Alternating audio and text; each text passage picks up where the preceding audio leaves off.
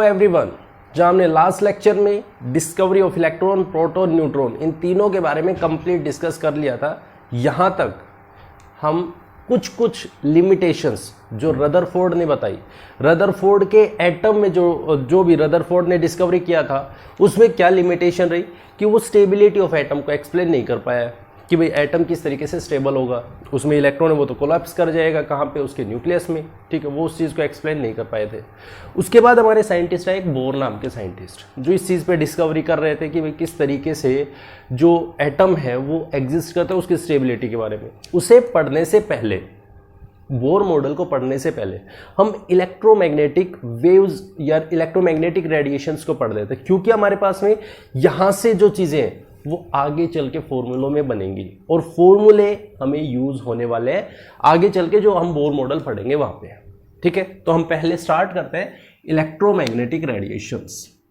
Electromagnetic radiations, देखो ध्यान से समझना इलेक्ट्रोमैग्नेटिक रेडिएशन होता क्या है।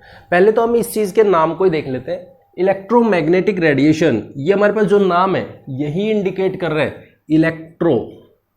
एक तो नाम ये हो गया इलेक्ट्रो और दूसरा मैग्नेटिक, मतलब इसी के नाम में हमें दो चीजें मिल रही है, एक तो इलेक्ट्रो प्लस मैग्नेटिक, दोनों वर्ड इसी में ही कॉमन है।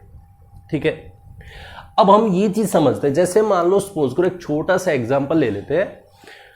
हम क्या करते हैं, अगर यदि मान लो आप किसी भी जगह पे घूमने गए, क्योंकि ये तो आदत होती है ना, किसी भी अगर मान लो किसी भी जगह पे घूमने गए और आपने देखा एक तालाब है सामने, तो ये बच्चों की आदत होती है कि जब उसके साइड में खड़े होंगे तो वो कहीं से भी उठा के लाए, एक पत्थर उठा के लाते हैं, एक स्टोन उठा के लाते हैं। ठीक है, और जैसे पानी दिखा तो वो उसमें जरूर फेंक के देखेंगे, कोशिश करते हैं। ये बचपन है। ठीक है, आप जैसे ही देखोगे तो ये पत्थर जैसे ही इसमें फेंका जाएगा, जैसे ही इसमें फेंकेंगे तो देखना पड़ेगा, एक चीज ऑब्जर्व करेंगे कि पानी है वो वेव बन के निकलने लग रहा है। पानी क्या हो रहा है, वो वेव बन के निकलने लग रहा है। पानी वेव बनना स्टार्ट हुआ कि जहां से आपने पत्थर फेंका है, जिस पोजीशन पे आपने पत्थर फेंका है उस जगह से वेव बनना स्टार्ट हुई, वेव बनने लगी। ठीक है, अब उसी जगह पे देखोगे कि पानी है वो ओसिलेट कर रहा है, ऊपर नीचे। उस जगह पे जो वो पत्थर गया था, जो सेंटर पॉइंट है वो ऊपर नीचे ओसिलेशन हो रहा है, वहां से हमारे पास में वेव बनना स्टार्ट हुई।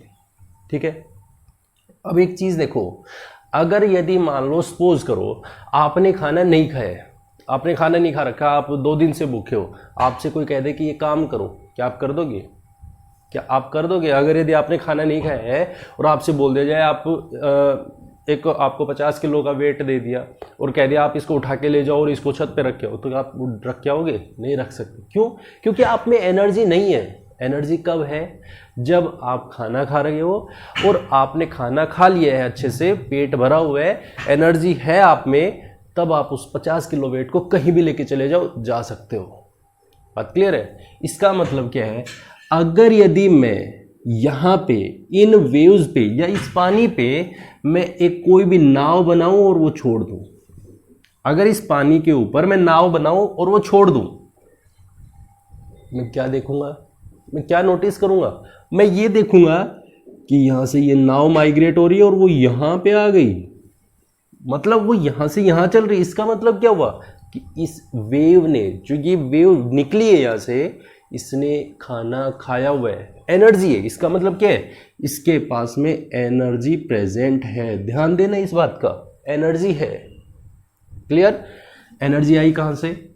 सबसे बड़ा सवाल तो ये आता है ना कि इसके पास एनर्जी आई कहां से है। भाई ये तो एनर्जी लेके चल रहे हैं, क्योंकि ये तो नाव जब यहां से यहां चली गई तो ऑब्वियस सी बात है इसके पास में एनर्जी है। क्लियर? देखो दूसरी चीज हमारे पास में यहां से एक बात निकलती है, वो ये निकलती है, जैसे मान लो सपोज करो, आप बहुत बारी करके भी देखते हो या आप देखना कभी भी किसी भी जगह पे जाओगे तो आप आवाज लगाना, जैसे आप किसी जंगल में खड़े हो, ठीक है, आप इस कोने से आवाज लगाओगे, दूसरे कोने में आवाज जाएगी। जब कोई एकदम शांत एरिया है उसमें आप आवाज लगाओगे तो बहुत दूर तक आवाज जाती है। ठीक है, उसी सेम सिचुएशन में आप दूसरी तरफ से लाइट जलाना, वो लाइट भी जाएगी। ठीक है, मतलब ए पोजीशन पे और बी पोजीशन पे। आप यहां पे साउंड प्रोड्यूस करो, दूसरी साइड में सुनेगी। आप इधर लाइट प्रोड्यूस करो, दोनों तरफ से हमें सेम चीज देखने को मिलेगी। कब? आप इधर सी और डी पोजीशन पे दोनों तरफ देखोगे, यहां से यहां पे। इधर आवाज भी सुन रही है, इधर लाइट भी दिख रही है। ठीक है, बिल्कुल एकदम सिंपल सा तरीका है, कहीं भी देख सकते हैं। लेकिन अगर यदि मान लो सपोज करो क्या है इनके बीच में, गैसेस है। अगर मैं इन गैसेस को रिमूव कर दूं, इन गैसेस को मैं रिमूव कर दूं, मैं यहां पे वैक्यूम क्रिएट कर दूं, वैक्यूम बना दूं, और अब मैं इस चीज को देखने की कोशिश करूं कि यहां पे साउंड मैंने प्रोड्यूस किया, यहां पे मैंने लाइट प्रोड्यूस किया, तो मैं देखूंगा कि मेरे पास में जो साउंड है वो है ही नहीं, कहीं नहीं मिल रहा है, मुझे साउंड प्रोड्यूस ही नहीं हो रहा है, मुझे सुनाई नहीं दे रहा कुछ भी। लेकिन मैं ये देखूंगा कि मेरी जो लाइट है वो वैसे की वैसी है, बिल्कुल पास करने लग रही है। मतलब यहां से यहां पे जो लाइट जाने लग रही है उसमें कोई इफेक्ट नहीं पड़ा है। इसका मतलब ये हुआ कि मेरे पास में दो तरीके की वेव्स होती हैं। वेव्स दो टाइप की है।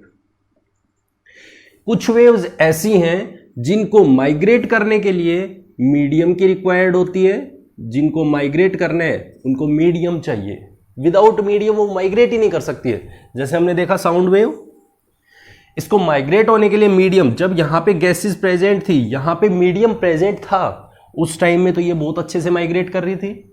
और जैसे हमने यहां पे वैक्यूम क्रिएट कर दिया, यहां से जो गैसेस प्रेजेंट है, जो बीच में मीडियम था, उसको हमने रिप्लेस कर दिया, तो उस टाइम पे ये दिख नहीं रही है, ये हमें सुनाई नहीं दे रहा है कुछ भी।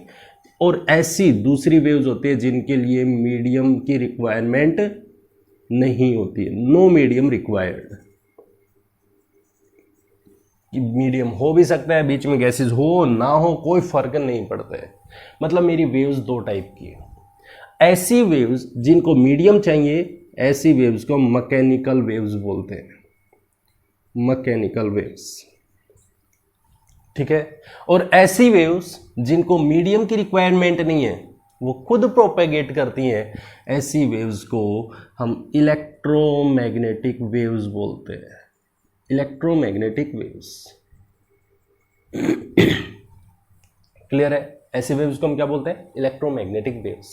अब एक चीज बहुत ध्यान से समझनी है, इलेक्ट्रोमैग्नेटिक वेव्स होती क्या है, कैसे प्रोड्यूस होते हैं? सबसे बड़ा क्वेश्चन तो यही आता है ना, इलेक्ट्रोमैग्नेटिक वेव्स प्रोड्यूस कैसे हुई? भाई ठीक है, हम बोल रहे हैं मीडियम की रिक्वायरमेंट नहीं है, लेकिन प्रोड्यूस कैसे होती हैं? क्या अपने आप बन जाती हैं? इनको मीडियम की रिक्वायरमेंट क्यों नहीं है? क्यों नहीं है? बात क्लियर है? सबसे बड़ा क्वेश्चन तो यही आता है। तो हम इस चीज को समझने की कोशिश करते हैं। देखो, सबसे पहली चीज तो हमारे पास ये आती है, इलेक्ट्रोमैग्नेटिक वेव्स होती क्या है। अगर मान लो सपोज करो, आपने कभी अगर यदि ये देखा होगा कि करंट है, करंट कैसे फ्लो कर रहे हैं? वायर्स के थ्रू जा रहे हैं। बिजली घरों में कैसे आ रही है? वायर्स के थ्रू आ रही है। अब कभी आपने अगर यदि केस सुना होगा कि करंट कोई चिपक के मर गया या कोई किसी को करंट लग गया, तो वो क्या होता है कि जब आप अगर यदि नोटिस करोगे, ध्यान से देखोगे, तो किसी वायर को आप टच करो, कोई ज़रूरी नहीं है वो करंट आपको पकड़े। आप उसको दूर भी हो तो भी आप उसके फील्ड को पकड़ सकते हो। मतलब आप वो आप पे अटैक कर सकता है, वो वायर आप पे अटैक कर सकता है। ऐसा नहीं है वो कोई छुरा चाकू लेके भागेगा, लेकिन आपको दूर से भी, ये आप सुनना किसी से कि वो दूर से भी पकड़ लेते हैं। ठीक है, जैसे 11,000 वोल्ट जो हमारे घरों में जो आती है, लाइट आती है, जब भी तो देखना, सुनना या कभी भी कि किसी को करंट लगा है तो वो क्या करती है, वो दूर से कैच कर लेती है। लोग बताते हैं, ये सुनना कभी किसी से। तो सिमिलर तरीके से हमें यहाँ पे इलेक्ट्रोमैग्नेटिक थ्योरी में इलेक्ट्रोमैग्नेटिक वेव्स के लिए बोला गया। क्या बोला गया?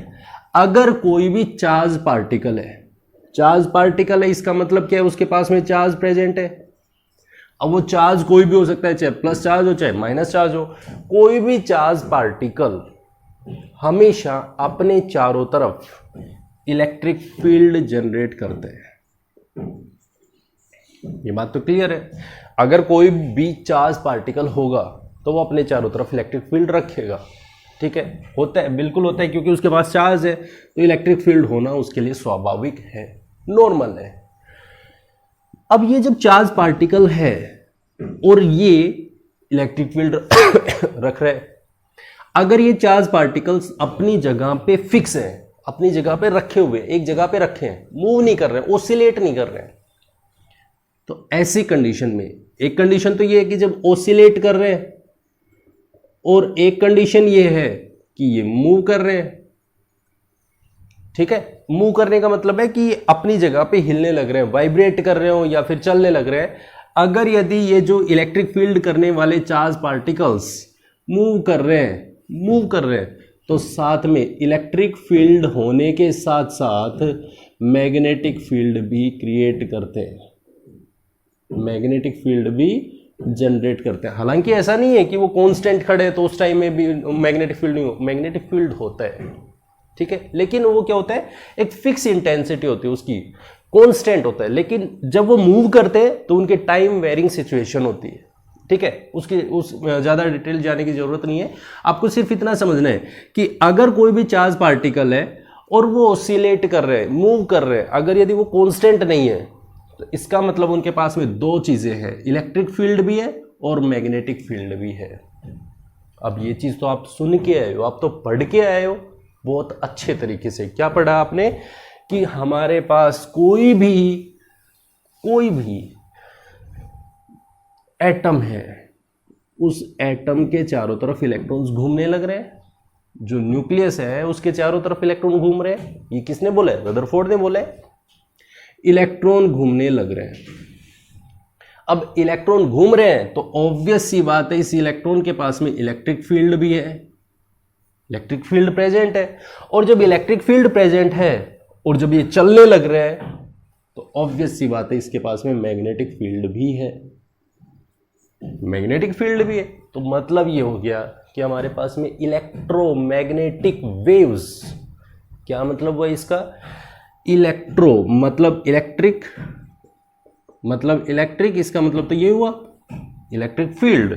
मैग्नेटिक मतलब क्या हुआ? Magnetic field. इन दोनों का तो यही मतलब हुआ ना। तो मतलब ऐसे कोई भी स्पीसीज जिनके पास में इलेक्ट्रिक फील्ड और मैग्नेटिक फील्ड होता है, या ऐसी वेव्स जिनके पास में ये होता है, वो ही इलेक्ट्रोमैग्नेटिक वेव्स कहलाती है।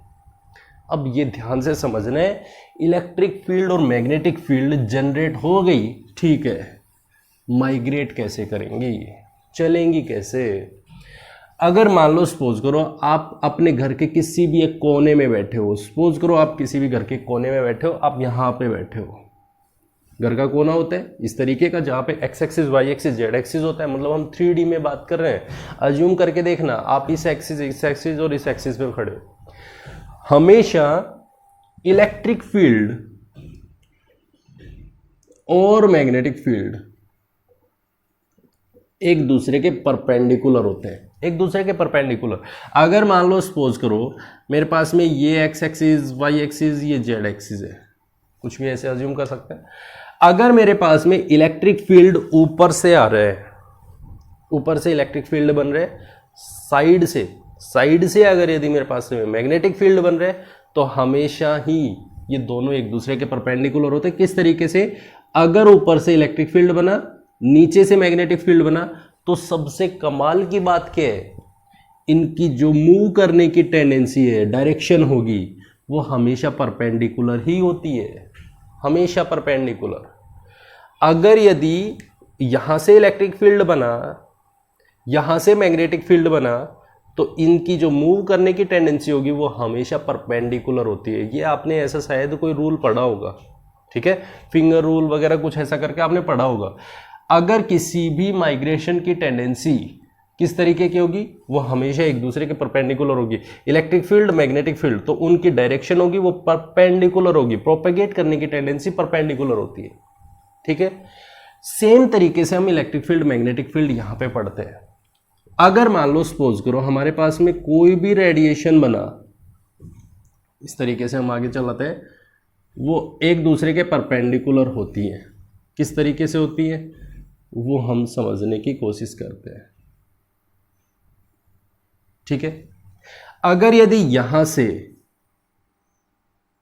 से इलेक्ट्रिक फील्ड बन रहे हैं, तो ये मैग्नेटिक फील्ड एक दूसरे के परपेंडिकुलर होता है। ध्यान से समझना इस बात को, क्योंकि हमारे पास यहां से कुछ टर्म्स निकल के आएंगी।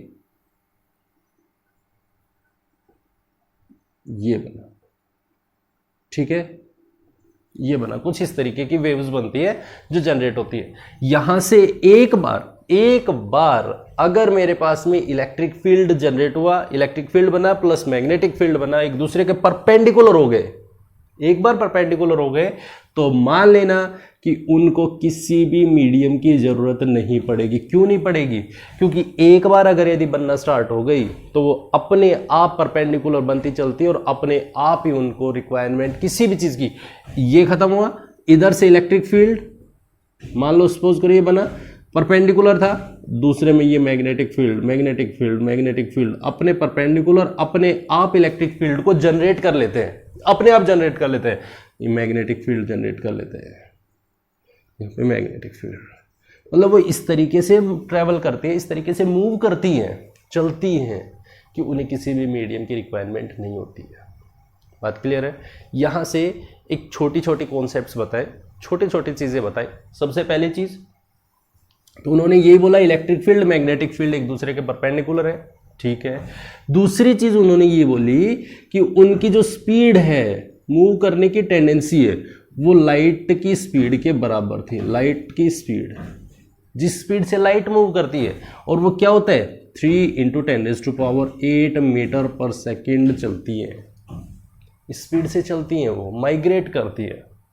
बहुत बढ़िया चीज़ बता दी उन्होंने यहाँ से, बहुत बढ़िया चीज़। और इसी के बेसिस पे हमें कुछ टर्म्स ऐसी दी जिनके बेसिस पे हम किसी भी वेव की डिस्कशन करते हैं।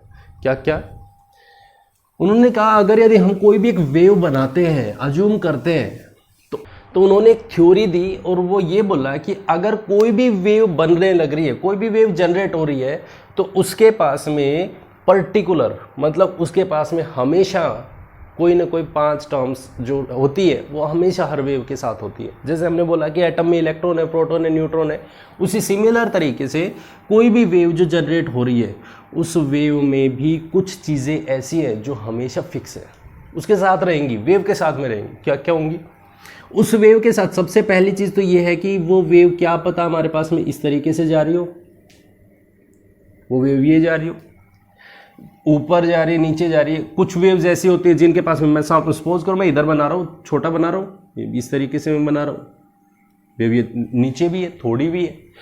वेव ऐसे भी हो सकती है जिसके ऊपर इस तरीके से भी हो सकती है, वो इस तरीके से भी हो सकती है, ठीक है। तो हमारे पास सबसे पहली चीज़ ये बोली कि अगर कोई भी वेव जनरेट हो रही है, वो कितना ऊपर जाएगी, कितना नीचे जाएगी, जो भी उसमें वेव बनेगी, उस वेव में अप और डाउन, जितना ऊपर जाएगी उतना ही तो नीचे जाएगी। तो इसको हम बोलते हैं एम्पलीट्यूड। जैसे आपने कई बार ही सुना होगा, या कई बार ही नहीं, बहुत बार ही सुना होगा कि भाई हम, जैसे आपके साइड में अगर यदि कोई डीजे साउंड बज रहा है, वो आपके कानों में चुभता है, वो इस तरीके से उसमें माइग्रेशंस होती है, वेव्स बनती है, तो वो उसके एम्पलीट्यूड को इंडिकेट करता है। और एम्पलीट्यूड क्या होता है? एम्पलीट्यूड होता है वो इंटेंसिटी का प्रोपोर्शनल होता है। इंटेंसिटी होती है वो एम्पलीट्यूड के स्क्वायर के डायरेक्टली प्रोपोर्शनल होती है, इंटेंसिटी के बराबर, ठीक है। अब देखो, एक इंटेंसिटी के बारे में समझ रहे हैं, एम्पलीट्यूड के बारे में। अगर यदि मान लो सपोज करो मेरे पास ये कोई भी वेव है, यहां से चली, कितना ऊपर जा रही है, ये उसके एम्पलीट्यूड को बता रहा है। कितना ऊपर जा रहा है, कहां से? यहां से कितना ऊपर जाएगा, इसकी हाइट, यहां से इसकी डेप्थ, दोनों चीजें सेम होंगी, चाहे तो हाइट ले लो चाहे डेप्थ ले लो। जो हाइट हो रही है, जो हाइट बनती है यहां से यहां तक की, इसको हम बोलते हैं क्रेस्ट। और जो डेप्थ बन रही है, इसको हम बोलते हैं ट्रफ। डेप्थ को हम क्या बोलते हैं? ट्रफ। जो यहां से यहां की जो हाइट है, जो वेव बन रही है, उस वेव की जो हाइट है उसको हम बोलते हैं क्रेस्ट, और जो उसकी डेप्थ है उसको हम बोलते हैं ट्रफ। अब यहां पे देखो, यहां पे कोई एम्पलीट्यूड है क्या? इस लाइन पे कोई एम्पलीट्यूड है क्या? क्या वेव की कोई हाइट है? नहीं है। यहां भी कोई हाइट नहीं है, यहां भी कोई हाइट नहीं है, यहां भी नहीं है, यहां भी नहीं है, यहां भी नहीं है। क्या हाइट नहीं है तो क्या ये एम्पलीट्यूड है? लेकिन इसको हम क्या बोलते हैं? नोड। ध्यान देना है, नोड क्या होता है, जहां पे एम्पलीट्यूड जीरो होगा, एम्पलीट्यूड जीरो होगा, जहां पे कुछ एम्पलीट्यूड होगा, मतलब ऊपर हो सकता है नीचे हो सकता है, और ऊपर नीचे को हम इंडिकेट करते हैं पॉजिटिव साइन से नेगेटिव साइन से। भाई जो ट्रफ है इसको हम नेगेटिव साइन से दिखा देते हैं, और जो क्रस्ट है उसको हम पॉजिटिव साइन से। पॉजिटिव साइन का मतलब क्या है कि हम ऊपर जा रहे हैं, किससे, ओरिजिन वाली लाइन से ऊपर जा रहे हैं तो वो क्रस्ट है, नीचे आ रहे हैं तो नेगेटिव साइन से इंडिकेट कर देते हैं। नेगेटिव जैसे मान लो सपोज करो हम ऊपर दिखा देते हैं प्लस एक्स, इसका मतलब क्या है कि ये इसके क्रस्ट की वैल्यू है, नेगेटिव एक्स ये इसके ट्रफ की वैल्यू, एम्पलीट्यूड की क्रस्ट वैल्यू है। बात क्लियर है? तो हम इसको बोलते हैं क्रस्ट और ट्रफ, नेगेटिव पॉजिटिव। और अगर यदि जीरो वैल्यू है तो इसका मतलब क्या है, वो नोड है। क्लियर? तो ये हमारे पास एम्पलीट्यूड हो गया। दूसरी चीज हम देखते हैं, अगर मान लो सपोज करो मैं इस क्रस्ट से चला और मैं जहां दूसरे क्रस्ट का टॉप आएगा, मैक्सिमम डिस्टेंस आएगी, इस क्रस्ट से और इस क्रस्ट के बीच की जो डिस्टेंस होगी, यहां से यहां की जो डिस्टेंस होगी, इसको हम बोल देते हैं वेव लेंथ।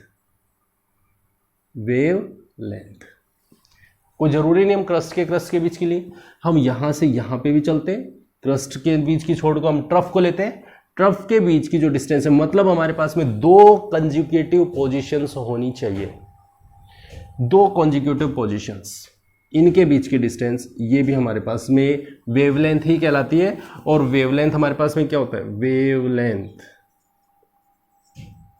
वो डिस्टेंस को मेजर कर रहे हैं। भाई ऑब्वियस सी बात है, ये डिस्टेंस ही तो है, यहां से यहां पे चले, ये डिस्टेंस ही तो है, तो डिस्टेंस को मेजर कर रहे हैं तो इसकी यूनिट क्या होगी, सेंटीमीटर भी हो सकती है, मीटर भी हो सकती है, माइक्रोमीटर भी हो सकती है, नैनोमीटर भी हो सकती है, ये आप पे डिपेंड करता है। या हम ये कह सकते हैं हमारी यूनिट हमेशा गिवन होगी वेवलेंथ की, वो किस में होगी, डिस्टेंस में, क्योंकि हम डिस्टेंस ही तो मेजर कर रहे हैं। क्रस्ट से क्रस्ट के बीच के ले लो या ट्रफ से ट्रफ के बीच के ले लो, डिस्टेंस मेजर करना हमारे पास वेवलेंथ कहलाता है, जिसको इंडिकेट करते हैं हम लैम्डा से। किससे कर रहे हैं, लैम्डा से।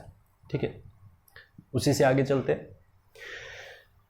वेवलेंथ का जस्ट अपोजिट वेव नंबर कहलाता है, वेव नंबर। इसको हम म्यू बार से इंडिकेट करते हैं, जिसको हम बोल रहे हैं वेव नंबर।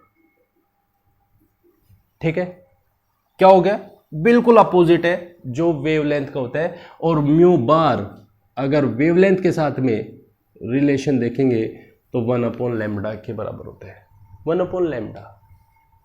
ठीक है, चलो कितनी टर्म्स हो गई, amplitude, wavelength, wave number, crust, trough और नोड। ठीक है, अब एक चीज देखनी है ध्यान से, अगर मान लो सपोज करो आपसे अगर यदि बोल दिया जाए, जैसे बच्चे हैं वो प्रैक्टिकल करके देखते हैं, प्रैक्टिकल्स में बहुत ज़्यादा ट्रस्ट रखते हैं। क्या करते हैं, मान लो सपोज करो आप साइकिल चला रहे हो और साइकिल पे आप मार्क कर लो, साइकिल के टायर पे आप मार्क कर लो। कुछ बच्चे होते हैं ना कि जो एक्सपेरिमेंट करने की कोशिश करते हैं, वो क्या करेंगे, इस पे मार्क कर ले और वो ये देखते हैं कि मेरा टायर कितनी बार रोटेट किए, कितनी बार घूम के गए, कितनी स्पीड से चले, मैं कितनी तेज साइकिल चला रहा हूँ, ये टायर कितनी बार घूमा है। तो अगर कोई धीरे चल रहा है तो उसका धीरे धीरे धीरे धीरे एक राउंड होगा, कोई तेज चल रहा है तो उसका फटाफट होगा। मतलब अगर यदि मैं ये मेजर करूं कि मेरे पास ये जो साइकिल है वो कितने टाइम पीरियड में कंप्लीट हो रहा है, एक टाइम पीरियड में, एक सेकंड में कितने टाइम पीरियड, कितने बार ये रोटेट कर रहा है, एक मिनट में कितनी बार रोटेट कर रहा है, मतलब इसको मेजर करो। सेम चीज मैं यहां पे अप्लाई करूं, मेरी वेव यहां से चली, एक कंप्लीट साइकिल करेगी, यहां होगा भाई कंप्लीट साइकिल तो यही होगा ना, टायर अगर घूमना स्टार्ट हुआ तो यहाँ आएगा, ऊपर गया तो यहाँ पे कंप्लीट थोड़ी हुआ है, कंप्लीट क्रस्ट के साथ में होगा, क्रस्ट और ट्रफ के साथ होगा। तो ये मेरा एक साइकिल कंप्लीट हुआ, हो गया।